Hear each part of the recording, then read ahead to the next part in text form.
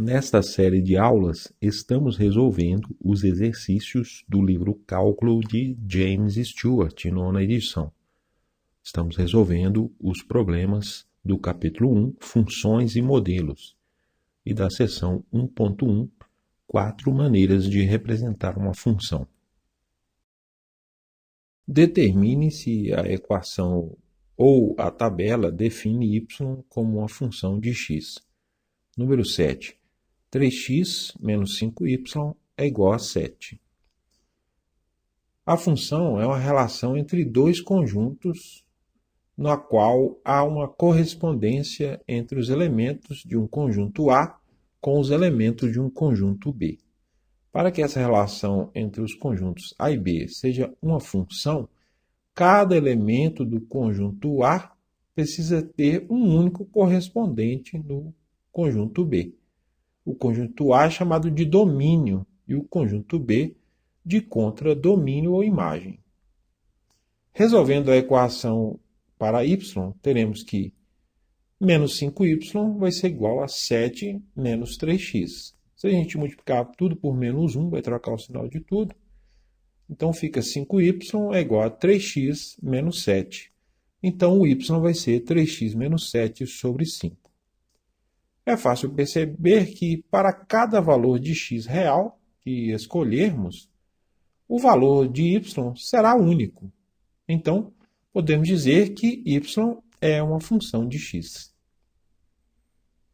Número 8. 3x² menos 2y é igual a 5. Resolvendo essa expressão para y, fica menos 2y é igual a 5 menos 3x². Multiplicando toda a expressão por menos 1, troca o sinal de tudo. Então, fica 2y é igual a 3x² menos 5. Então, o y vai ser 3x² menos 5 sobre 2. Como no caso anterior, para cada valor de x real que escolhermos, o valor de y será único. Então, podemos dizer que y é função de x. Número 9.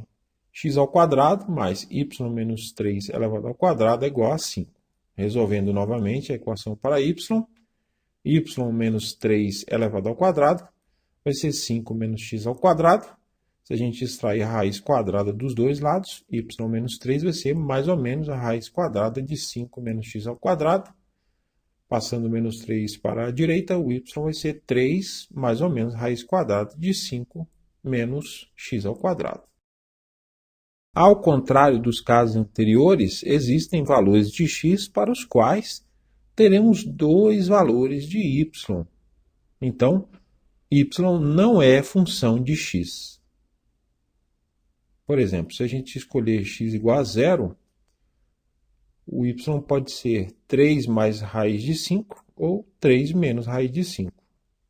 Então, o mesmo valor de x aponta para dois valores de y. Então, não pode ser considerado uma função. Número 10. 2xy mais 5y² é igual a 4.